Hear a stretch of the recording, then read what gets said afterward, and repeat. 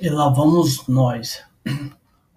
Hoje eu gostaria de falar sobre o web scraping usando o Lambda Function. Se nós formos falar do que se trata o web scraping, do Google, você pensar no Google, você vai achar de cara algo referente ao, a algo sobre extrair dados da web. Seria algo que acessaria um site, pegaria o HTML e extrairia os dados daquele site.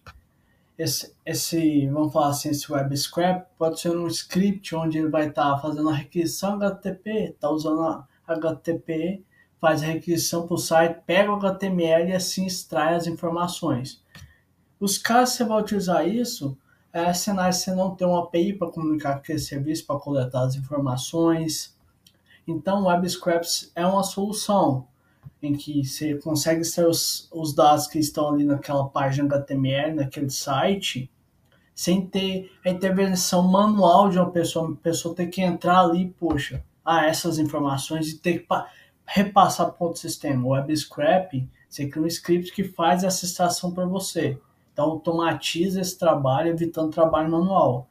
Mas a desvantagem do Web Scraping é que, como eu extraio as informações a partir do HTML, se a estrutura do HTML mudar, algumas informações eu posso não conseguir extrair. Então eu vou ter que analisar a nova versão, por exemplo, do site e extrair e fazer as modificações. E o porquê usar a Lambda Function para fazer o web scraping? Eu vou dar o cenário em que eu vou até apresentar o código aqui. Em cima, eu vou explicar o porquê em cima desse cenário que eu tenho. Imagina uma situação onde simplesmente eu tenho que coletar vagas de um site, de vagas de TI, pode ser o caso. Beleza, não vai ser uma coisa que eu vou fazer a toda hora do dia. Não, eu posso extrair isso no final do dia, às 23h59, por exemplo, e extrair as vagas do dia. Eu não vou ter um volume exorbitante. Se um dia muito bom naquele site vai ter postado lá, sei lá, 30 vagas, 40, 50, ainda não é um volume absurdo, não são 50 mil. Então, esse volume é pequeno. Então, o processo de fazer a requisição, pegar o HTML e extrair os dados, é um processo que vai gastar pouco tempo. E depois salvar essas informações também vai gastar pouco tempo. Então, no geral, isso gasta pouco tempo. E Lambda Function seria interessante. Por quê? Em vez de eu contratar um EC2 que vou ter que pagar 24 por 7, rodando 24 horas, 7 dias por semana, e eu só vou executar aquela extração às 23h59, por exemplo, 23h50, a Lambda Function não, eu só vou pagar naquele momento que executar. Já o EC2 eu vou pagar. E por que eu falei do tempo? Porque na Lambda Function, se tiver processos muito demorados ou que excedem 15 minutos, infelizmente você vai ter que ir para um EC2, para um Doplet da DigitalOcean, pois a Lambda tem essa limitação de um timeout de 15 minutos. Se você estivesse lidando com um volume muito exorbitante de dados, você ia ter que repensar sua forma de lidar se você quisesse continuar usando o Lambda Function, pois você tem limitação de 10 GB de RAM e você tem limitação de, vamos falar assim, de disco de 10 GB. Poxa, é muito, vamos falar assim, é muita memória RAM, é muito disco. Mas provavelmente se você alocar esse tanto de recurso que eu estou citando, limite ali da Lambda Function, talvez, dependendo do volume que você tenha, vai ficar mais caro. Volume, recurso que você aloque da Lambda Function fica mais caro que um EC2. Então, nesse cenário, onde é uma tarefa de curto período de tempo, se eu gastar 10 segundos para extrair essas vagas desse site, é muito salvar no banco.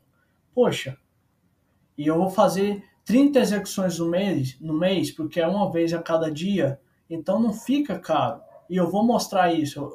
Mais à frente eu vou mostrar o valor da calculadora da AWS, a estimativa tanto da Lambda quanto do EC2. Então não fica caro. Então por isso usar serverless. Poxa, é uma tarefa de curto período, eu consigo extrair e salvar, vou pagar só pelo que eu usar, então só quando a lambda rodar, que é 30 vezes no mês, vai ficar mais barato que o EC2 que eu for pagar, mesmo a máquina não está sendo utilizada. Falando agora sobre valores, parece idiota, mas vai fazer sentido aqui, isso tem valor pensando na empresa. Se você estiver só estudando, poxa, não faz diferença. Às vezes você quer simplesmente, porra, eu quero estudar uh, serverless e quero rodar processos mais pesados nele. Pô, para estudo, beleza, mas no cenário de uma vida real, talvez isso faça a empresa gastar muito. Então tem que pensar em valores. Voltando aqui a simulação que eu fiz, 30 execuções no mês, considerando que cada lambda function vai durar 10 segundos e nem vai gastar esse tempo, tá? Fiz 10 vezes 1000 para transformar em milissegundos que eu quero. Esse é o recurso mínimo de, vamos falar assim, memória. E esse é o de disco, vamos falar assim. Então, 128 megabytes de memória que eu vou alocar. E armazenamento, 212. Beleza. Aqui eu mexi sem querer. Eu não vou mexer. Essa parte lambda edge aqui é basicamente fazer o deploy da sua lambda em vários data centers, vamos falar assim, em várias regiões, usando muito o conceito de CDN. Então vai ficar, se eu tiver do estado, não, do estado não, se eu tiver de um lugar próximo ali do Brasil, por exemplo, eu vou bater no data center de São Paulo. Estou no estado dentro do Brasil, provavelmente eu vou no lugar mais perto. Qual que é? É o data center de São Paulo da Amazon. Agora o cara do Japão é o data center mais próximo lá. Então essa parte de edge é mais ou menos essa ideia. É meio que o que o CDN faz, só que em vez de ser arquivo start, você vai fazer deploy de suas lambdas em várias regiões. Aqui não necessita uma tarefa agendada à noite, eu não vou ganhar nada fazendo isso. O que você ganha? Você vai reduzir latência nesse cenário da Lambda Edge. Não há necessidade aqui. R$ 0. Desculpa, 0 USD, que seria $0.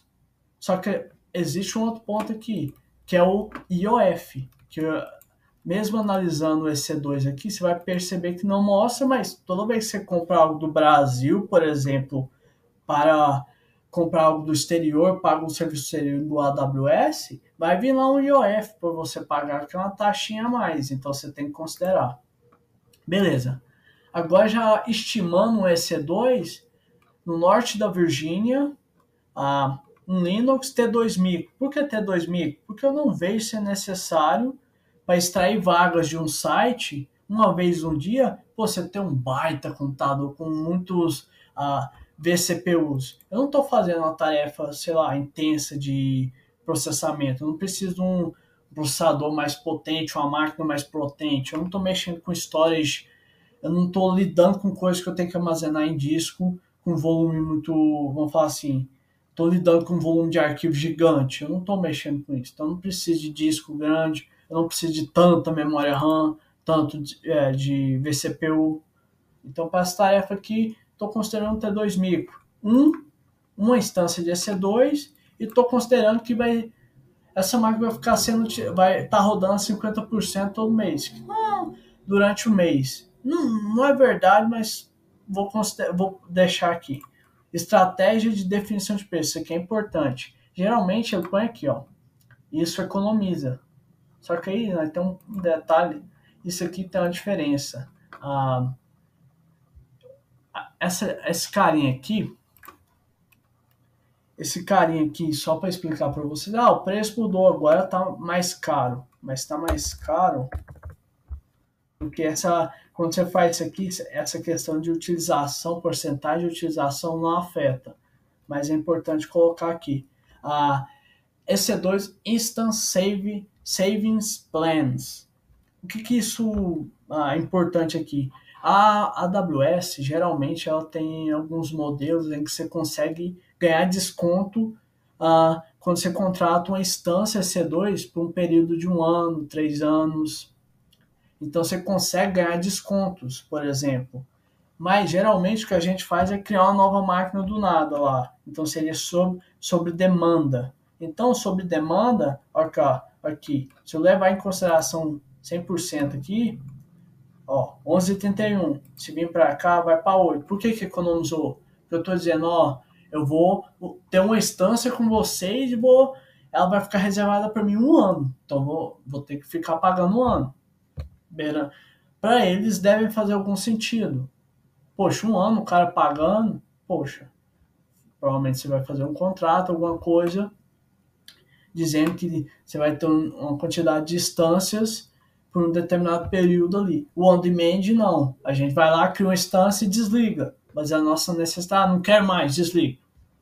Então, e aqui o Block Store seria o disco. Eu estou deixando o padrãozão dele aqui, 30 GB, porque assim, você tem um sistema operacional, tem várias coisas ali. Então não dá para deixar um. Então, 30 SSD, mais rápido que HD, as informações ali de leitura. Ah, mesmo se eu pôr 15, cai para 6. Mas ainda é superior a $0. Não tem como ser negativo. Não tem como ser menor que $0, que é o caso da Lambda. Teria que ser negativo, e não é o caso. A Amazon não vai te pagar para usar o serviço dela. Então, beleza, voltar aqui para 30. Então, com isso, você vê a diferença de custo. Esse meu cenário aqui faz sentido. E lembre-se, ainda tem a taxa do IOF. Tanto para Lambda como EC2 vai ter IOF, que você vai tá interagindo com o serviço do exterior, vai usar seu cartão, então tem o custo ali do IOF. Só que na Lambda, você não tem o preço do serviço. O EC2 você tem. Tiago, quando você não usa Lambda e quando eu usaria EC2? Você já tem uma API, por exemplo. Você já tem uma API que está sendo utilizada ali, você vê a necessidade de fazer esse crawler, por exemplo. E esse crawler, pelo horário que eu falei, às 23h50 e pouco, se você não tiver nenhum tráfego ou tráfego extremamente baixo na sua máquina EC2, por que não colocar? Porque se tivesse um tráfego intenso, essa parte desse cara que vai extrair acabaria consumindo recursos que não seria interessante e afetaria seus clientes na API, por exemplo. Mas não é o caso. O caso aqui é que a aplicação, às 23, por exemplo, depois do horário comercial, ela não recebe nenhuma requisição, ou é uma, duas por ali. Pô, por que não? Aí você já tem um recurso, você usa aquele recurso que está disponível para processar a extração dessas vagas, por exemplo, que é o meu cenário que eu citei. Poxa, perfeito. Aí sim, você já tem o EC2, use o EC2, não precisa usar a Lambda. Outro cenário que vem à minha cabeça, se você precisar usar Puppeteer, Selenium, que são bibliotecas, querendo ou não, usam coisas que estão instaladas no sistema operacional. Você vai acabar indo para um EC2, para um Dopplet da DigitalOcean, por quê? A Lambda roda dentro de Docker. É uma imagem. Então o Docker, vamos falar, ele é leve, mas ele, por exemplo, se você tiver uma imagem do Ubuntu, ela vai ser leve comparada a uma imagem mesmo do Ubuntu você está no computador. Mas por ela ser leve, ela não tem muitas coisas que você precisaria, por exemplo, para usar um Selenium, um Puppeteer. Então, no cenário que você tem que fazer um scrap, onde você tem que usar esse tipo de ferramenta mais avançada, porque você está mexendo com SPA, você tem que esperar o JavaScript carregar, poxa, infelizmente, talvez você tenha que ir para o EC2. Então, é outro cenário para você usar EC2. Ou um serviço computacional que você paga 24/7. Beleza, falei pra caramba, vamos pro código, né?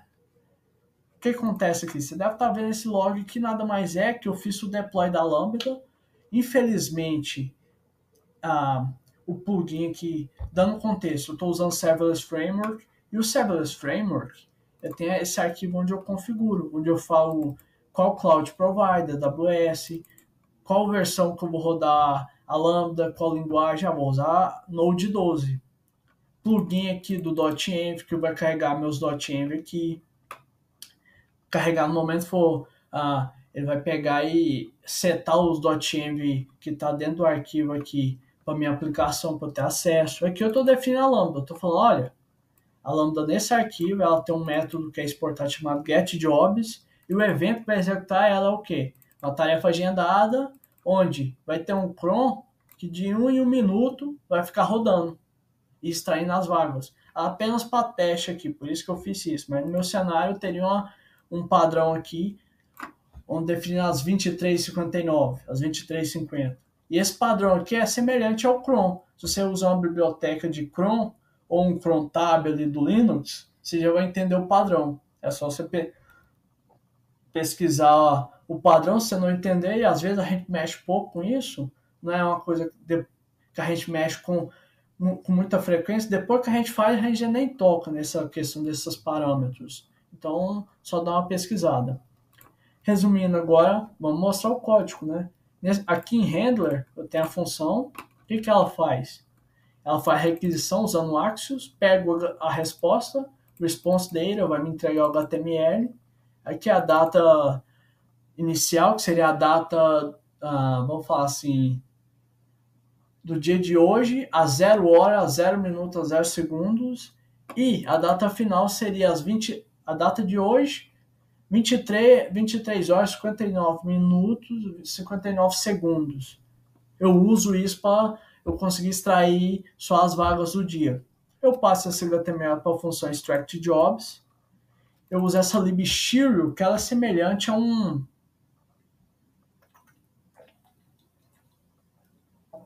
ela é semelhante ao jQuery. Então eu passo o HTML para ela. Tanto é que eu estou usando até o cifrão aqui, ó, e eu começo a usar os seletores ali, CSS, para navegar naquele HTML que eu recebi da requisição.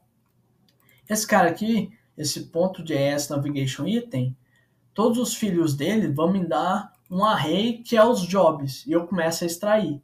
Essa linha aqui, eu estou extraindo o título. Esse é o modelo de trabalho, se é numa cidade específica, se é remoto, o link da vaga, o nome da companhia. Essa parte de entrar no web scraping, de como fazer, tem vídeo no canal, se pesquisar sobre web scraping, explicando detalhadamente. Aqui eu vou focar só de passar por cima.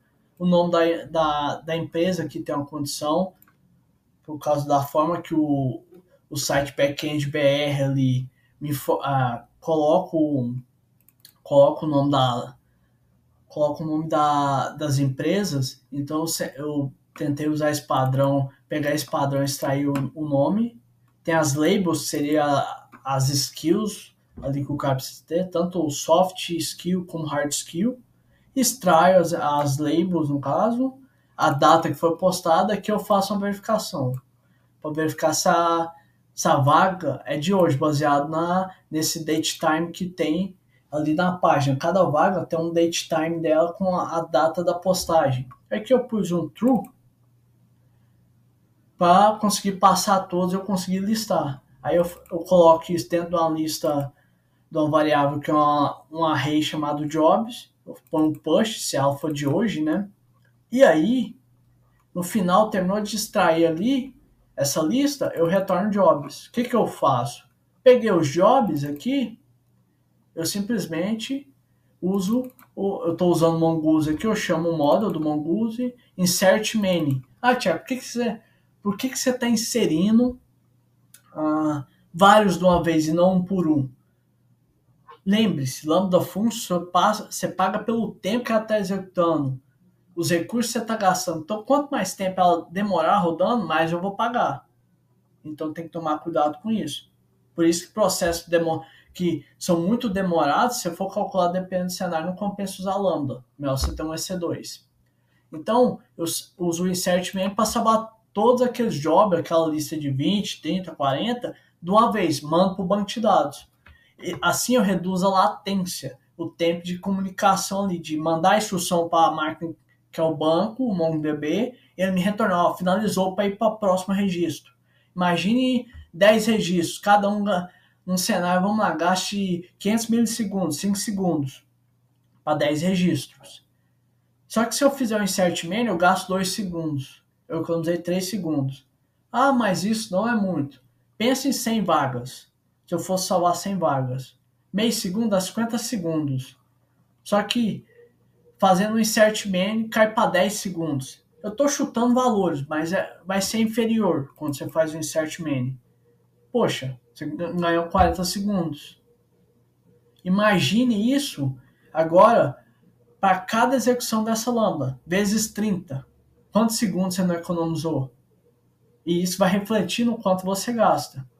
Beleza, um outro ponto aqui que eu acho que eu esqueci de passar aqui, essa linha, callback ways for empty event loop. O que isso significa?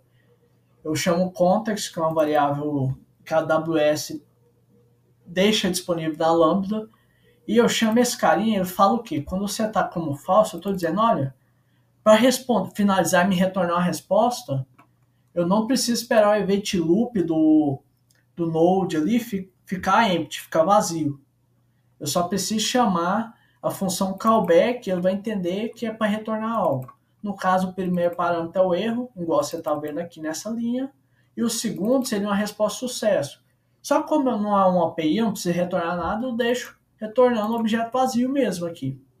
Agora, no erro, o segundo parâmetro é nulo e o primeiro recebe o erro. Para caso aconteça alguma coisa, eu tenho o erro lá nos logs do CloudWatch. E agora, de um contexto geral, outro ponto que por que disso aqui? Porque eu consigo reusar as conexões do banco de dados nas próximas invocações.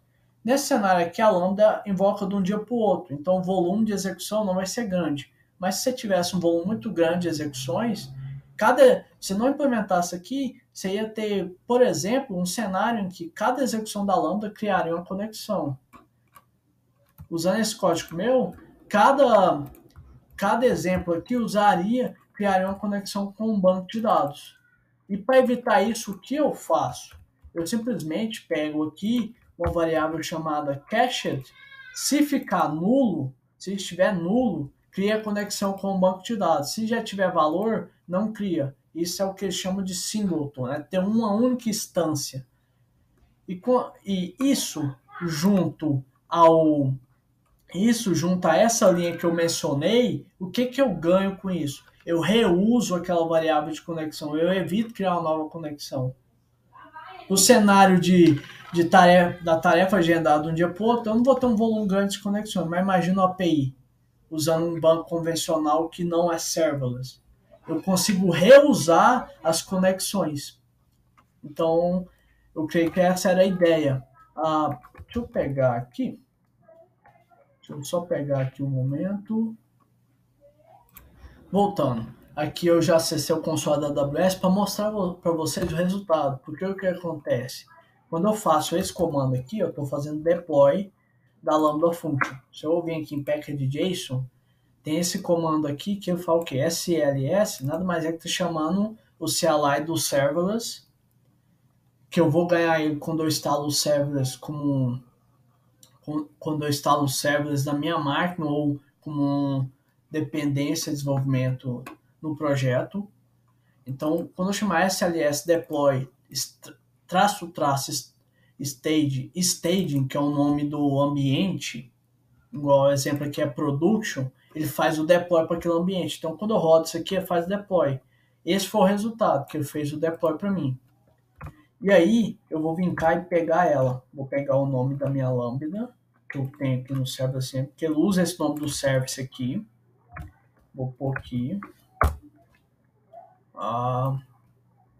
É isso aqui, mais a junção desse carinha aqui, ó.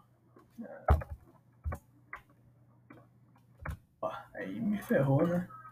Tem o ambiente. É o nome do service, hífen, ambiente, stage, hífen, nome da lambda. Aí agora vai funcionar. Agora eu vou ter acesso à lambda. No caso, estou usando o Event Bridge, porque eu estou fazendo uma tarefa agendada ali com o cron, a cada 1 minuto ela executa, e por isso que está usando o Event Bridge. Se fosse uma API, um evento, por exemplo, HTTP API, aí quem ia disparar a Lambda seria o API Gateway. E lembrando, a Lambda ela trabalha com o conceito de Event Trigger. Então, quando ocorrer um evento, a AWS, ali, o serviço da AWS, chegou a requisição no API Gateway, ou deu hora do Event Bridge, a executar aquela tarefa de 1 em 1 minuto. Ele dispara esse evento, a Lambda, agora eu tenho que trabalhar. Pega esse evento e faz e começa a processar. No caso, só vai ligar. Na hora que ocorrer esse evento do Event Bridge, liga a Lambda e ela processa, tem que ser processado, finaliza, acabou. Aí, eu quero saber os logs. Quando eu dou um console log lá, o que a Amazon faz? Ela registra tudo isso no CloudWatch. Quando eu fiz o deploy, da Lambda Function, o Serverless Framework por si só já configura para mim um CloudWatch, onde vai registrar todos os logs ali daquela Lambda. Então, eu vim cá em Monitor, visualizar logs no CloudWatch, abriu essa aba aqui, e agora eu vou clicar aqui, ó. E com isso eu consigo filtrar aqui, eu vou tentar pegar o último minuto. Esse é o evento último minuto. E esse aqui é a lista de vagas. De onde tá vindo isso? Daqui, ó. Desse carinha aqui, ó. Que eu pus um console log para exibir a lista de vagas. Só que você vai perceber que essa mensagem também é registrada, essa também. Todos esses console logs que são executados ali na Lambda Function, esses valores são registrados ali no log do CloudWatch. Por exemplo, extract jobs now, save jobs in database, tudo isso aqui são console logs. Então ele pega isso tudo e pega essas informações e salva no CloudWatch. Então, às vezes, você está trabalhando com Lambda, é uma forma de você fazer log ali. Então, você escreve console log e ele vai capturar e escrever tudo no CloudWatch, que foi configurado para essa Lambda. E assim você consegue ter ideia. Por exemplo, o erro também, você conseguiria fazer isso aqui, ó. Erro, e se cair no erro, você vai estar lá, você vai conseguir ver. Então, um exemplo também. Então, isso é interessante. Mas essa era a ideia. Se você precisar sobre a Lambda tarefa agendada. Precisei fazer uma tarefa agendada, o que vai acontecer? Em Events, Hífen, Scheduler, Rate, e aqui você define o cron com a regra que você precisa. É de 1 em 1 hora, é de 10 em 10 minutos, às 11 horas, igual o meu cenário que eu expliquei aqui. Poxa, é assim que você vai fazer. Aí, essa regra aqui você vai ter que pesquisar, porque, de cabeça, você lembrar sempre é bem improvável, porque você mexe uma vez, funcionou, você não mexe mais. Então, por isso que é foda de lembrar. Então, nada que não pesquisar. É a mesma do crontab, do Linux, então você não vai ter problema. Vai ser o mesmo exemplo. Então, acho que era isso que eu queria passar. Dar uma passada aqui explicando a lógica. Poxa, aí tem o método extract, extrai as vagas. Não entrei no mérito ali de falar muito a fundo como eu estou extraindo. Eu vou deixar o código na descrição, você vai conseguir ver com detalhes, sem problema. E também eu vou pôr os links de referência que eu usei ali, tudo que puder ajudar, eu vou colocar para você conseguir acessar e ler, tentar entender essa questão que eu mencionei de reutilizar conexões. Eu vou deixar um link de referência também. Nesse cenário aqui não é tão prioritário, porque vai ser uma vez no dia, mas se tiver uma demanda muito grande de requisições para a Lambda, e está conectando um banco de dados mais quer, Postgres, ou um banco de dados que não tem esse conceito de servers, que escala conforme a demanda, talvez te ajude a resolver algumas dores de cabeça de volume de conexão muito grande. Bem, eu acho que era isso. Eu acho que eu consegui mostrar o log. E lembrando que o log do CloudWatch é real time. Aqui, se atualizar, vamos falar assim, eu consigo ter a lista dos últimos 30 minutos ali do que aconteceu. E conforme for processando, eu sempre vou ter. Então era isso. Espero ter ajudado. E se surgiu alguma dúvida, deixa nos comentários. Lembrando, link do projeto, referências vão estar tudo no GitHub. Então, espero que eu tenha ajudado e até a próxima.